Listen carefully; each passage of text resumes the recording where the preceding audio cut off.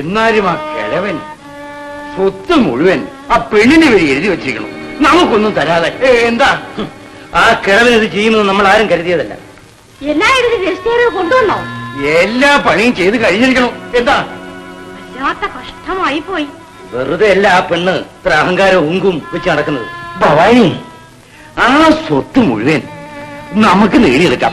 എന്താ അതെങ്ങനെ? എന്റെ ഈ മകനെ ചോണയുണ്ടായാൽ മതി, ഇവൻ അവളെ കല്യാണം കഴിക്കണം. എന്താ എന്താ? ഓഹോ, അങ്ങനെ.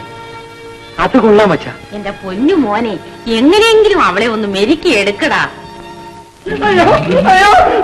എന്നെ കൊണ്ടാവില്ല, ഞാൻ അവൾ തടക്കത്തില്ല. അവള് വലിയ ഫോറിൻ സാധനമാമേ, എന്നെ ചെറുപ്പെടുത്തി കളയും.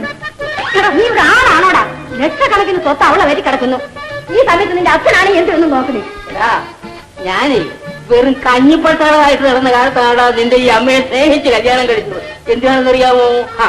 എവള് ആ കോടീശ്വരം കുട്ടമ്പിള്ളയുടെ ചേട്ടന്റെ മകളാണല്ലോ. അച്ഛാ, നമുക്ക് വേണ്ടോളം സ്വത്തുണ്ടല്ലോ അച്ഛാ. അവള് വല്ല ഫോറിനെയും കല്യാണം കഴിച്ച് സന്തോഷമായിട്ടിരുന്നോട്ടെ. ഞാൻ വെറും കൺട്രിയാ. അപ്പൊ അവളെ സ്വത്ത് അതവളുടെ മുത്തച്ഛൻ കൊടുത്തല്ലേ? മോനെ ഭരത, കുറച്ച് കാശ് നമ്മുടെ ഈ കൂടുതലായി പോയി എന്ന് വെച്ച് അതിനെന്തോന്നടാ ഒരു കുറവ്? അവനോട് വേഗം തന്ത്രം ഒന്നും ഉപദേശിച്ചിട്ട് കാര്യമില്ല. എടാ, നിനക്ക് 3 നേരം ആഹാരം വേണം, കിടന്നിറങ്ങാൻ സ്ഥലം വേണം, ഇടാൻ കുപ്പായം വേണം. മനുഷ്യനെങ്ങനെ ജീവിക്കുന്നു? എന്നാലേ ഞങ്ങൾ പറയണത് കേട്ടേ പറ്റൂ. അവളെ കൊണ്ട് നിന്നെ കല്യാണം കഴിക്കാമെന്ന് സമ്മതിപ്പിക്കണം. അതിന് ഞാൻ എന്ത് ചെയ്യണം അമ്മേ? എടാ, നശൂലം പിടിച്ചവന് വയസ്സ് 10-25 ആയല്ലോ.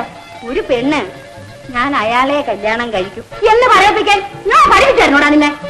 അമ്മ പഠിപ്പിച്ചു തരണം. നിന്റെ അച്ഛനോടൊന്ന് ചോദിച്ചു നോക്ക്.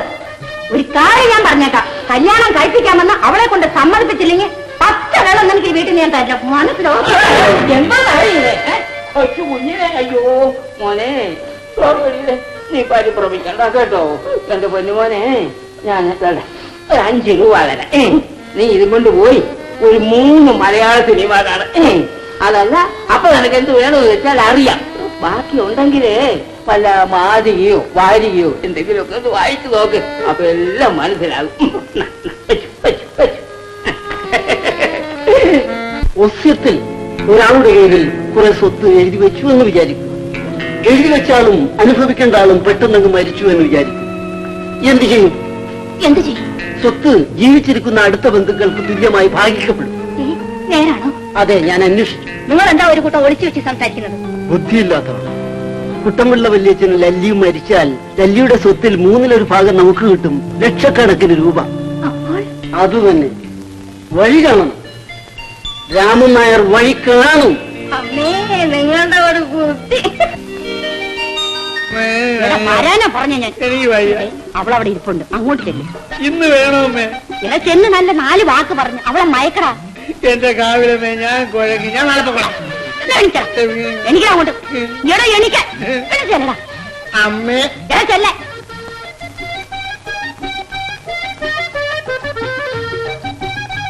Good morning. ഇപ്പൊ മോർണിംഗ് അല്ലല്ലോ, ഈവനിംഗ് ആണല്ലോ.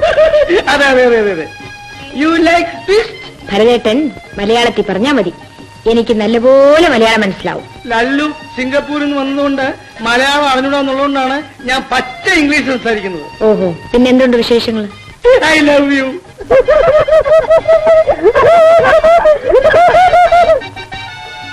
ഭരതേട്ടനെ വിട്ടിട്ട് സംസാരിക്കാൻ ആര് പറഞ്ഞു തന്നു? എന്റെ അച്ഛനമ്മമാര്. ഇത് ഒരു വലിയ ഒരു പ്രശ്നമാണ്. എന്താണ് പ്രശ്നം? എന്റെ ഭക്ഷ്യ പ്രശ്നം. ലല്ലു, എന്റെ അച്ഛനമ്മമാർക്ക് വേണ്ടിയെങ്കിലും എന്റെ കല്യാണം. നിങ്ങൾക്ക് നാണം ഇല്ലല്ലോ മനുഷ്യ. You like twist? No thanks. Murukku, country murukku? No thanks. What I like, you know like. My mother says you like, and I like you like. I like.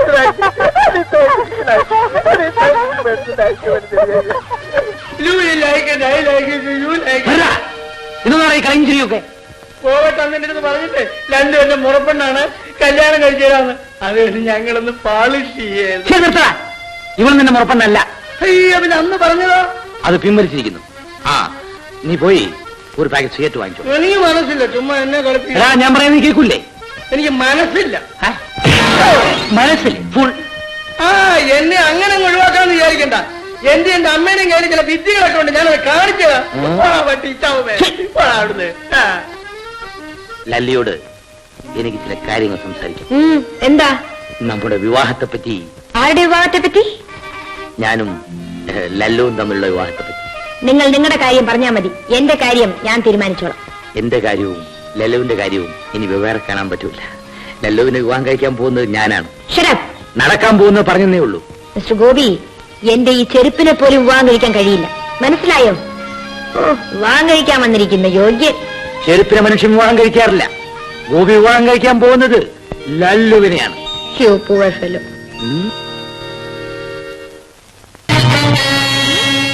ഞാൻ ലല്ലിക്ക് കൂട്ടിന് വന്നാണ്.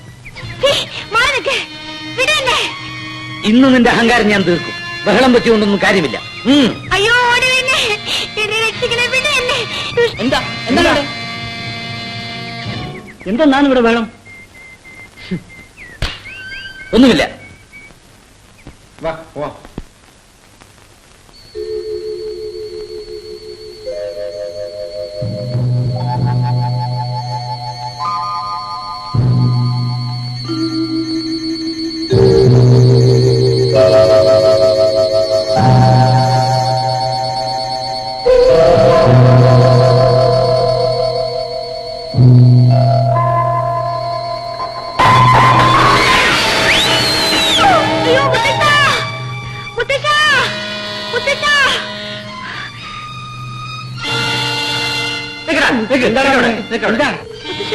ഇയാൾ എന്നെ കത്തിയുമായി.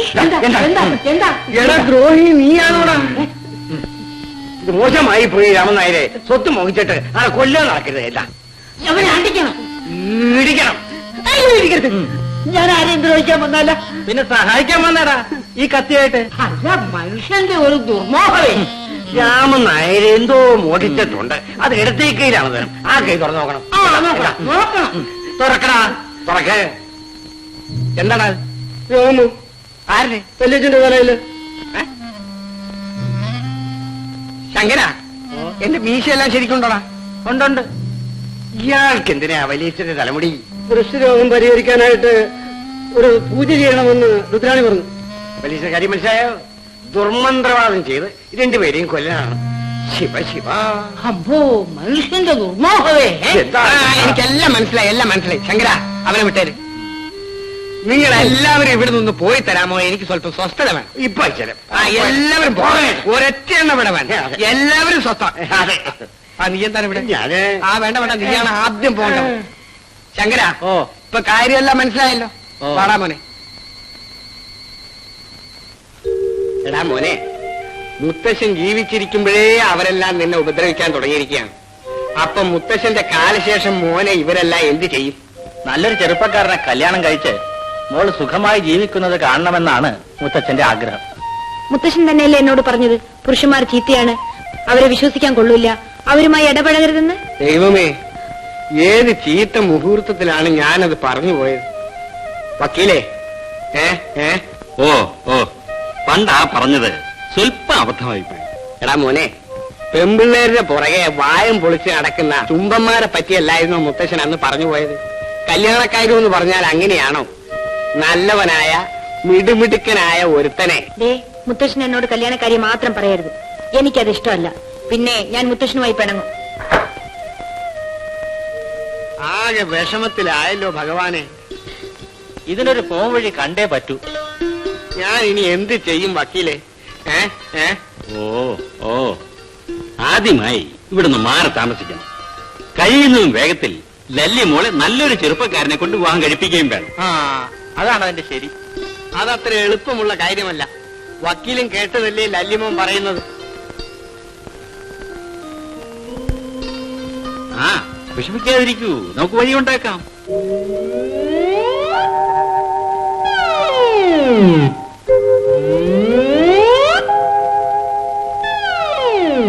ആവശ്യമുണ്ട്. നീ കേൾക്കുന്നുണ്ടോ? ആവശ്യമുണ്ട്.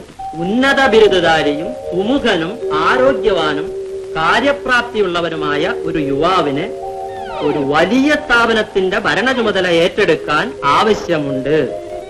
യോഗ്യതയ്ക്കനുസരിച്ച് ഉയർന്ന ശമ്പളം, താമസ സൗകര്യം, വാഹന സൗകര്യം എന്നിവ നൽകുന്നതായിരിക്കും. അപേക്ഷകർ നേരിട്ട് ജനുവരി 3, 4, 5 തീയതികളിൽ കാലത്ത് 9 മണി മുതൽ 12 മണിക്കുള്ളിൽ സീസ് and hotel Ernakulam cottage number 9 നേരിട്ട് ഹാജരാവുക. ഹാജരാകാൻ സാധ്യമല്ല. സാധിക്കണം. മുത്തശ്ശൻ എന്തിനായിരുന്നു ജോലിക്ക് പോകാൻ നിർബന്ധിക്കുന്നത്? ദൈവം സഹായിച്ച് നമുക്ക് ജീവിക്കാൻ ധാരാളം പണമുണ്ട്. പിന്നെ എന്തിനാ മറ്റൊരുത്തന്റെ കീഴിൽ പോയി ജോലി ചെയ്യാൻ പറയുന്നത്? എന്നെ കൊണ്ടാവില്ല. കാശിന് വേണ്ടി അല്ലടാ ജോലിക്ക് പോകാൻ പറയുന്നത്. ഒരു അച്ചടക്ക ബോധം ഉണ്ടാവാൻ. നിനക്ക് ഇല്ലാത്തതും അതാണ്. മുത്തച്ഛൻ പറഞ്ഞ 4-5 തവണ ഞാൻ പോയല്ലോ. ഒരു മനുഷ്യനും എന്നെ എടുത്തില്ല. എങ്ങനെ എടുക്കും? ഇന്റർവ്യൂ നടത്തുന്നത് അവരാ. നീ കയറി ചെന്ന് അവരെ ഡാറ്റ് ബൂട്ടിൽ അങ്ങോട്ട് വരട്ടും. പിന്നെ സെലക്ഷൻ ഇത് തന്നെയല്ലേ. ഇത്തവണ ഏതായാലും അത് നടക്കാൻ പോകും. കൂടെ ഞാനും പോരുന്നു. മുത്തച്ഛനോ? ആ, ഞാൻ തന്നെ. നമുക്ക് 2 പേർക്കും എറണാകുളത്തേക്ക് പോകാനുള്ള ടിക്കറ്റ് റിസർവ് ചെയ്യാൻ ഞാൻ ഫോൺ ചെയ്തു കഴിഞ്ഞു.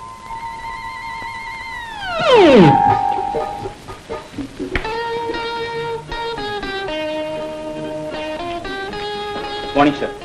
Good morning. ഇരിക്കണം. എന്താ പേര്? Rajan. Address number 3 Linwood avenue, Madras 34. മദ്രാസിൽ നിന്ന് വരികയാണോ? അതെ. എന്താ ക്വാളിഫിക്കേഷൻ? MA ഫസ്റ്റ് ക്ലാസ്സിൽ പാസ്സായിട്ടുണ്ട്. വക്കീലേ.